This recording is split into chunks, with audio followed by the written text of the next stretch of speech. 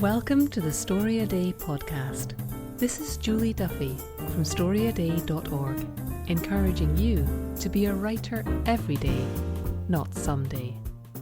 Good morning, good evening, good afternoon. Julie here from the Storyaday podcast. I am always fascinated to hear from people who are in this writing world, and I put out the question to people recently about what specifically they were looking for when it came to, for example, a short story writing course. My iWriter course has just started up again, and I was curious to see if it was meeting the needs of people in my world. And so I got a lot of really interesting comments back from people before, in response to that survey. What I found was really interesting, and I don't know, I think this probably will resonate with you as well, is that when I ask what people need, it's very rarely craft stuff. Maybe that's just the people that I attract, but I don't think so, because I talk to a lot of writers in my world and in other people's orbits as well. And sometimes people have questions about when to know a story is ended, or how to get ideas, how to develop ideas, stuff like that. But the overwhelming majority of questions when people ask me about writing in a general way are about the practice. And it's not so much about how do I submit, or how do I finish a story, or what's a character arc, or things like that. Now, I do get questions like that, so I've started a new series on YouTube, which you'll see on Saturday mornings. I'm releasing these little short 3-minute videos explaining writing terminology. So if you go over to YouTube/Storyaday, you will see those and you'll be able to subscribe to them. It's very exciting. But I thought I would talk today about some of the specific comments that came in recently and see if any of these resonate with you, and if any of my answers can maybe help you think through how you can make some progress in your writing. So a couple of people talked about making time for writing, and I think they've been around here long enough that they understand that what they're really asking is how can they make time to give themselves permission to make writing a priority, fiction in particular.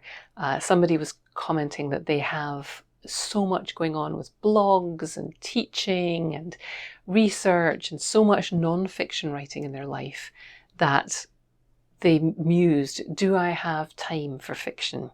I found that really interesting, because clearly to me, this is someone who wants to be writing fiction. Otherwise, that wouldn't even be a question. And they certainly wouldn't have filled in my survey, and they certainly wouldn't have typed, do I have time for fiction? This is someone who is yearning to write fiction, who feels like they should be writing fiction and wants someone to give them permission to write fiction. So, to the person who wrote that, yes, you may not feel like you have time to write fiction, but I'm going to encourage you to make time, because it is clearly something that is close to your heart, something that feels like a lack in your life. And I'm going to say go for it. You can make time for this. It's not just time, though. It's energy and creative space. I quite often talk about the John Cleese talk that he gave, where he talked about how to do creative work. And he talked about leaving a 90-minute window, because you're going to spend the first 30 minutes wrestling and arguing with your brain, which is going to try and convince you to do things like schedule the car for its maintenance checkups, or book an appointment with the dentist, or follow up with that thing that someone sent you. And so if you feel hurried, it's hard to be creative. So he was advocating leaving a 90-minute window open for creativity and accepting that the first 30 is going to be not terribly productive. Now, those numbers are great in an ideal world. We could all carve out 90 minutes for that, but that might not be practical for you. But I think the overall lesson there is that it will never really feel like you have time. But the more space you can create for yourself for creativity, and the more you can relax into maybe just sitting there, not doing anything for a little while. Maybe mark off some time at the beginning of a creativity session to just write down all the things that pop into your head. And then be like, all right, we're done. Brain, good. Maybe we'll think about story now. Somebody else wrote that after a life of working in newspaper writing, they are so used to creating stuff quickly and on deadline and to specific criteria that it worries them that they may not be able to write fiction because they don't have an editor breathing down their neck saying, write this thing for me, or a deadline, or the paste up guys waiting to get their hands on the copy to put it into hot type. I know nobody does that, but yeah, that's something that I think a lot of us struggle with. We've been through a life, even if we haven't worked in newspapers, we've been through a life where we were conditioned to do assignments for school and assignments for college and assignments for work. And we had deadlines and we had somebody providing external accountability for us. And there's definitely, so we have to find ways of doing that for ourselves. We have to decide that this is something that is as important to us as anything we've ever done before, even if it's not paying the bills.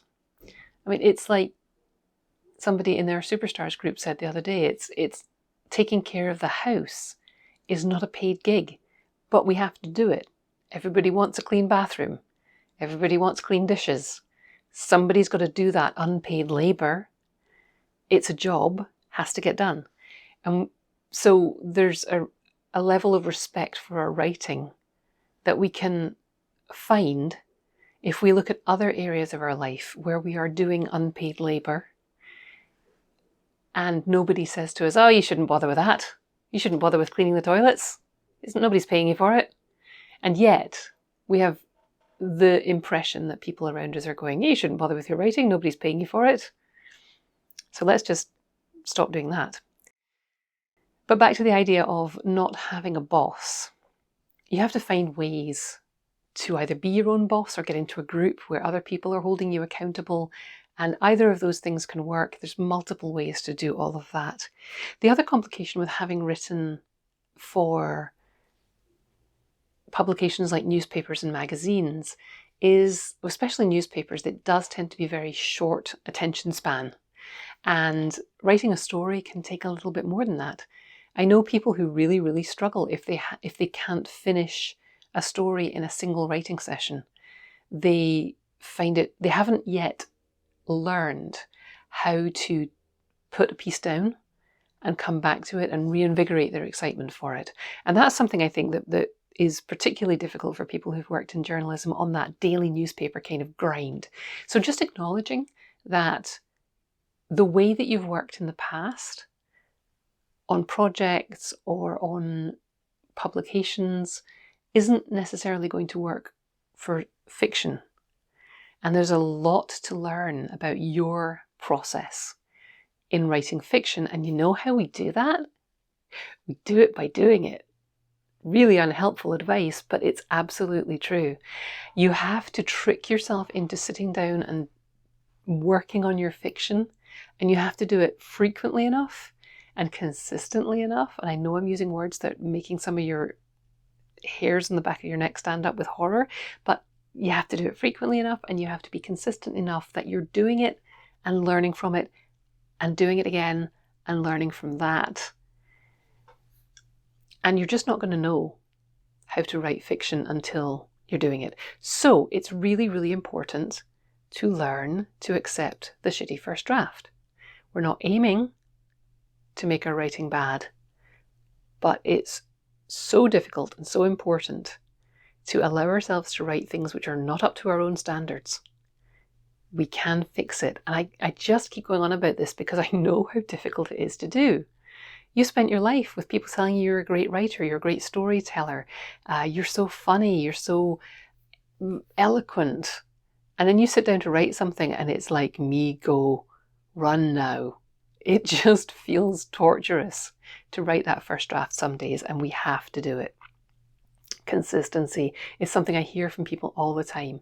They're like, I write for a while and then I don't do it for a while, and then I write for a while and I don't do it, which is why I'm always banging on here about mindset, because you have a right to write.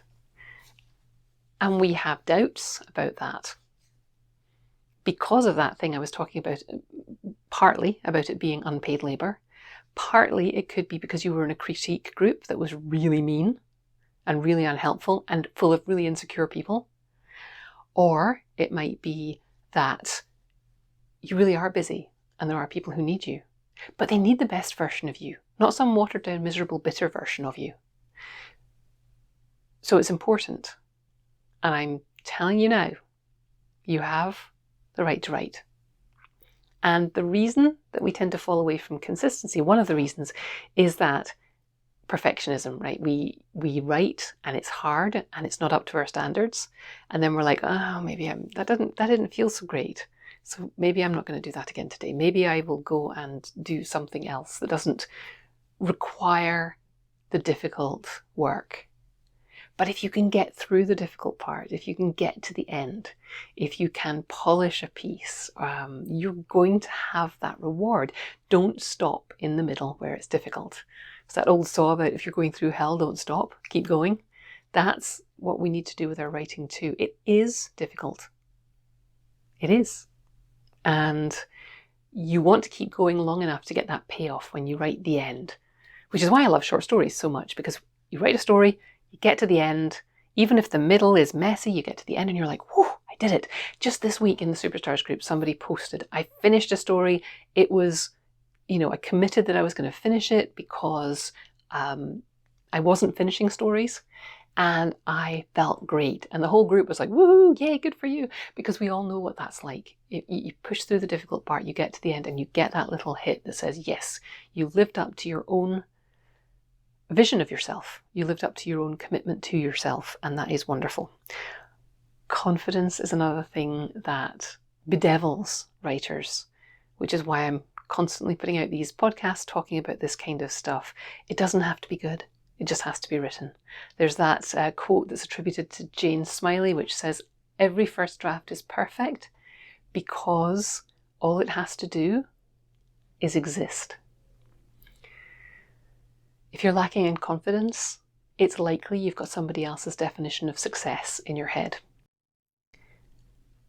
What would feel like success to you? Let's focus on that. The most upsetting feedback I got in the survey was from somebody who simply said, I used to dream of being a published writer. And I felt so sad because of that used to. With all the technology that exists for us to get our stories out into the world, any one of us can be a published writer this afternoon.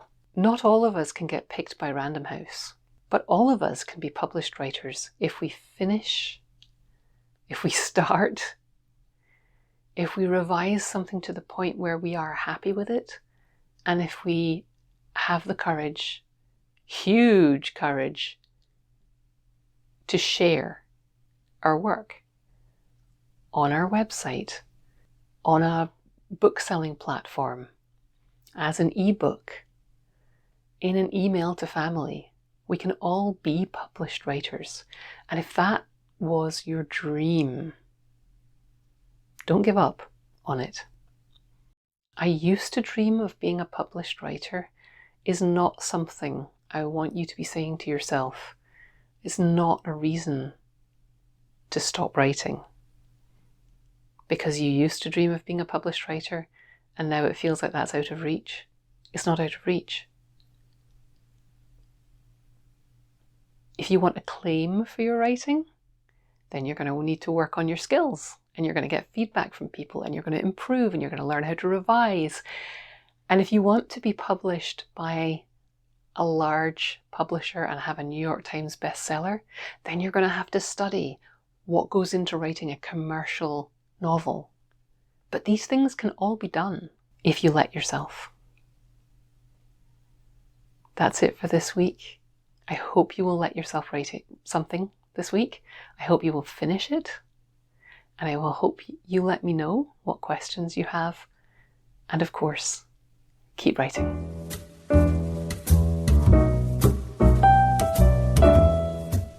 If you want to learn to write, don't read another book or article. start writing. I'm here to invite you to consider the Storyaday 3-Day Challenge. It's a challenge and a workshop that gets people writing and completing stories in just 3 days. And it works. I'm fanatical about getting more and more diverse stories into the world, and I think yours should be among them. If you're feeling the pull to write or level up your storytelling, let me hold your hand through 3 days of short story writing. Check out the 3-Day Challenge at storyaday.org/3DC.